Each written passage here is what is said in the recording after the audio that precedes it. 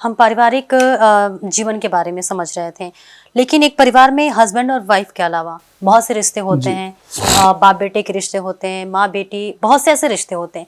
तो आजकल हम देख पाते हैं कि जो रिश्ते हैं, चाहे वो बाप बेटे का रिश्ता हो, माँ बेटे का रिश्ता हो, माँ बेटे का रिश्ता हो, तमाम जो रिश्ते, बहन बहन, भाई बहन, सबके बीच में एक कलह सी आ रही है। क्या उसके पीछे भी कोई ग्रह दोष?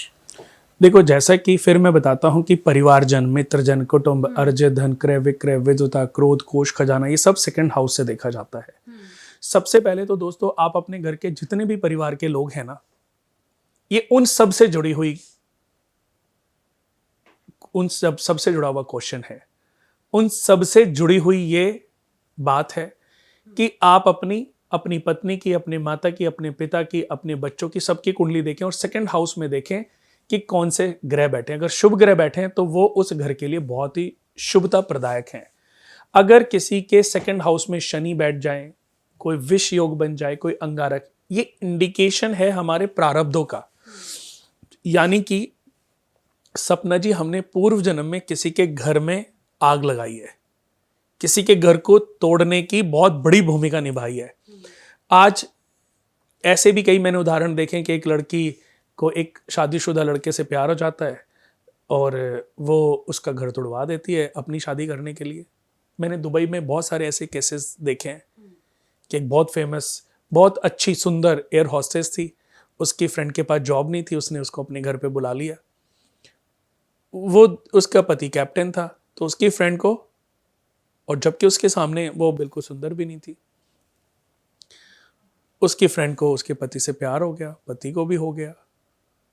उसने एक दिन घर में दोनों को ऐसी अवस्था में देखा तो उसने उनको डिवोर्स दे दिया। आज वो अकेले रह रही है और देखा जाए वो इतनी ज़्यादा सुंदर है, चलो नाम लेना अच्छा नहीं है, कि मुझे लगता नहीं कि कोई उसको डिवोर्स देने के बारे में सोचेगा। लेकिन डिवोर्स उस लड़की ने दिया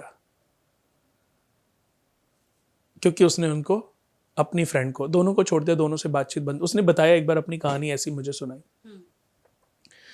तो ये स्थिति डेवलप हुई। आदमी थोड़े से सुख के लिए, कुछ सुख को पाने के लिए, उसको पता ही नहीं होता वो क्या खो देगा। उसको ये पता ही नहीं है कि वो कितना सा पाने के लिए कितना खोने जा रहा है। तो हमें इस चीज पर ध्यान देना होगा, चाहे वो पुरुष है चाहे वो स्त्री है। अपने सेकंड हाउस की पोजीशन को ठीक करने के लिए, जैसे कि मैं आपको बता दूं, बहुत सारे ऐसे उपाय नहीं है। ये, इसको उपाय का नाम देना शायद गलत होएगा। अगर आपके घर में पारिवारिक कलेश है तो एवरी फ्राइडे या एवरी संडे अपने पूरे परिवार के साथ एक साथ बैठ के खाना खाना आरंभ कर दीजिए। आपके परिवार में प्यार बढ़ने लग जाएगा।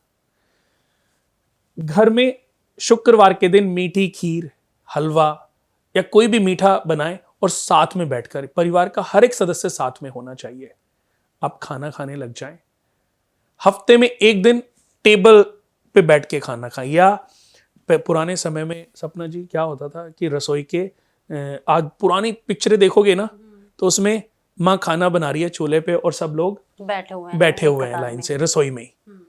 तो उस चीज को, उस बात को, उस ज्ञान को एक बार अपना करके देखिए। चलो रसोई में अभी नहीं बैठ सकते, अभी कुक्स होते हैं, कुक वगैरह होते हैं और पॉसिबिलिटीज नहीं होंगी, बट अगर एक दिन आप रसोई के नियर बाई जमीन पे बैठ के खाना खाने लगे, दोस्तों मैं आपको गारंटी से दे रहा हूं, आपके परिवार में जितनी भी नेगेटिविटी घुस चुकी है ना, वो सब खत्म होती चली जाएगी। आपका परिवार टूटने की कगार पे है, आपकी मैरिड लाइफ अगर आज टूट रही है तो इस उपाय को ध्यान से सुन लें और कर लीजिए। आपकी पत्नी आपके लिए मां लक्ष्मी बन जाएगी। जिस व्यक्ति की भी मैरिड लाइफ खराब चल रही है ना, वो आज ही जाके अपनी पत्नी को सॉरी बोले। अपने किसी के साथ अगर सोया है, किसी के साथ फिजिकल हुआ है या किसी तरीके से चीट किया है या जो भी पत्नी के ऊपर आता है, सबके लिए एक बार घुटनों के बल बैठ के माफी मांग लीजिए। चलो बड़े बुजुर्गों को मैं नहीं कह रहा हूं, उनकी ईगो तो खत्म हो नहीं सकती, वो तो कल को मेरे गांव के लोग आ जाएंगे।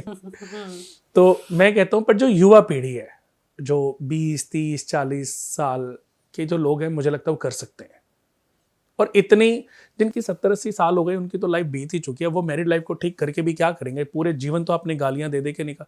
हालांकि सब प्रारब्धों से चीजें जुड़ी होती हैं।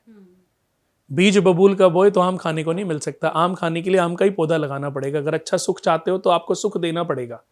जो प्यार दोगे भविष्य में वही प्यार मिलेगा। आज आप अपनी पत्नी को कष्ट दे रहे हो, अपने पति को कष्ट दे रहे हो, अपने पति को धोखा कर रहे हो, अपनी पत्नी को धोखा कर रहे हो, तो किसी न किसी जन्म में उससे भी बुरी लाइफ आपकी होने वाली है। तो आप सॉरी बोलिए अपनी सारी गलतियों के लिए, जो भी सच है वो बोल दीजिए। हफ्ते में एक दिन उसके साथ टाइम बिताइए, उसके साथ डिनर करने कहीं बाहर जाइए, और सुबह उठ के 40 दिन आप ये कर लो। इसको भी उपाय का नाम मत देना। 40 दिन लगातार सुबह उठते ही अपनी पत्नी के पांव जमीन पे पड़ने से पहले एक ट्रे में चाय बना के 2 प्लेट खरीद के लाइए, 2 कप ले आइए, चाहे गरीब में चाहे एक बार लेके तो ये सस्ते भी मिलते हैं। ट्रे में 2 कप, एक प्लेट में 2 बिस्किट, और ट्रे बेड के ऊपर ले जाके अपनी पत्नी को उठाएं और उसके पाँव जमीन पे पड़ने से पहले उसको पिलाएं। चाय नहीं पीती ग्रीन टी पिलाएं, ग्रीन टी नहीं तो कॉफ़ी, कॉफ़ी नहीं पीती तो कोई ना कोई आपको कुछ तो पिलाना ही पड़ेगा। 40 दिन करिए। इस 40 दिन के बाद आप अपनी लाइफ को अपग्रेड होते देखिए, क्योंकि पत्नी सिर्फ पत्नी नहीं है, पत्नी 7th हाउस की। आपने सुना होगा कि बहुत लोग ये कहते हैं यार इसकी शादी हुई और किस्मत बदल गई, है ना? क्यों शादी हुई और किस्मत बदल गई, पर क्यों? क्योंकि शादी होने के बाद पत्नी की किस्मत तो एक अलग बात है, आपका 7th हाउस भी एक्टिव हो गया। इन 12 भाव में 7th हाउस जो कि हमारी डे टू डे इनकम का है, व्यापार का है, भागीदारी का है, मृत्यु का भी है, कानूनी कार्रवाई, संग्राम, शत्रुता का भी है, लड़ाई झगड़ों का भी है। हमारे कहते हैं ना 2 बर्तन होंगे तो ही तो लड़ेंगे, खटकेंगे। धन का चोरी होना और चोरी हुए धन की प्राप्ति होना। किसी को यूरिन इन्फेक्शन है, किसी को सेक्सुअल प्रॉब्लम है, किसी को पाइल्स की प्रॉब्लम है, किसी को लेडी को कंसीविंग प्रॉब्लम है, किसी को पीरियड्स प्रॉब्लम है, किसी को कोई भी फिजिकली इश्यूज हैं, तो वो 7th हाउस से ही देखे जाते हैं। 7th हाउस के मालिक, 7th हाउस के कारक वीनस माने गए हैं। अब 7th हाउस में जब कुछ पाप ग्रह कुछ कॉम्बिनेशन के साथ बैठ जाएं तो उस ग्रह को खराब जरूर करते हैं, बट ये आपकी परीक्षा है। अगर आपने शुरू के 1-2 साल आपने चीज अच्छी कर ली ना, तो आपकी मैरिड लाइफ बहुत अच्छी हो सकती है। और जब जब प्रॉब्लम आए तो जिसकी कुंडली में प्रॉब्लम है उसी को शांत होना पड़ेगा, क्योंकि वो अपने पूर्व जन्म में पाप कर्म करके आया है। सबसे पहले तो आपको ये पता होना चाहिए, राहु बैठ जाए, चंद्रमा बैठ जाए, सूर्य बैठ जाए तो पत्नी ऋण दोष बनता है। दूसरे घर में या 7वें घर में सूर्य चंद्रमा राहु के होने से पत्नी ऋण दोष बनता है। बुध और शुक्र प्रथम और 8वें घर में होने से पारिवारिक ऋण दोष बनता है। तो ऐसे व्यक्ति को चाहिए कि अपने ऋणों को खत्म करे। किसी गौशाला में जाकर के पत्नी के साथ 100 गायों को चारा खिलाए, कुछ पैसे की दवाइयां किसी चैरिटेबल ट्रस्ट को दान कर दे। जब ऋण खत्म हो जाएंगे तो जो 50% 80% आपके अच्छे ग्रह काम नहीं कर रहे हैं वो काम करने लगेंगे। फिर इन ग्रहों को, पाप ग्रहों को डीएक्टिवेट करना है और अच्छे ग्रहों को एक्टिवेट करना है। अच्छे ग्रहों का आप रत्न पहन सकते हैं, हमेशा अच्छे ग्रहों का ही रत्न पहनना चाहिए। जो नीच के ग्रह हैं दशा के अनुसार राहु केतु, इनके रत्न कभी धारण नहीं करने चाहिए। तो यानी ओवरऑल बात कर लें तो अपने जीवन को सुखमय बनाने के लिए हमें एक दूसरे को समझना, एक दूसरे से प्रेम करना और पॉजिटिव सोचना जो मैं बहुत आपको यही जरूरी है। बता रहा था कि पत्नी को सुबह उठते उसके पांव जमीन में पड़ने से पहले चाय पिलाएं, उसमें 5 तुलसी के पत्ते डाल दें, गर्म पानी करके उसमें 5 तुलसी के पत्ते डाल दें, आप पिलाएं। आपकी मेरे लक्ष्मी का रूप है पत्नी। अगर माँ महालक्ष्मी है ना तो पत्नी भाग्य लक्ष्मी है, बहन शुभ लक्ष्मी है, बेटी आदि लक्ष्मी है। तो सब हैं तो ये लक्ष्मी का रूप ही ना। तो किसको अवॉइड करोगे? जो व्यक्ति अपनी बुआ को कष्ट देता है, बुआ से चीटिंग करता है, वो बेटी को सुख नहीं दे सकता, बहन को सुख नहीं दे सकता।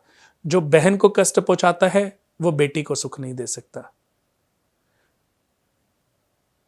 जो बीबी की केयर करता है उसकी मां को कभी दुख नहीं हो सकता। तो भगवान तो कहता है 1 हाथ दो और 4 हाथ मेरे से ले लो। भगवान के पास क्या करते हो? आप जाते हो, दीपक जलाते हो, भगवान मैंने 11 रुपए का प्रसाद बोला है, मैंने 2100 रुपए का प्रसाद बोला है। मांग तो आप करोड़ों रुपए रहे हो, मांग तो आप घर रहे हो, गाड़ी रे भगवान मेरे को एक बार गाड़ी खरीद लो, फिर आपकी 1.25 किलो लड्डू चढ़ाऊंगा। 1.25 किलो लड्डू में क्या मांग रहे हो आप? बट भगवान है ही ऐसा, दयालु है। वो एक हाथ थोड़ा सा लेके कई हाथों से आपको दे देता है। बट हमें उसके और रिश्तों को भी समझना पड़ेगा। वो बुआ भी भगवान ने ही भेजी है, वो बहन भी भगवान ने भेजी है, वो बेटी भी भगवान ने भेजी है, तो पत्नी भी तो भगवान ने ही कोई ना कोई कॉम्बिनेशन बना के भेजी होगी ना, योग बनाए होंगे। लेकिन हम क्या कर रहे हैं, बाकी सारी चीजें भगवान की दी हुई हैं, माता पिता भाई बहन, तो पत्नी किसने दी? अच्छा या बुरा ये भगवान डिसाइड नहीं करता। ग्रहों की अच्छी स्थिति और बुरी स्थिति होना ये ग्रह और भगवान डिसाइड नहीं करते, सिर्फ हमारे कर्म डिसाइड करते हैं। अगर दोस्तों हमने सही से कर्मों को समझ लिया, सही से हमने कर्मों को परख लिया, पढ़ लिया, अच्छा करना आरंभ कर दिया, हमारी प्रॉब्लम खत्म हो जाएंगी।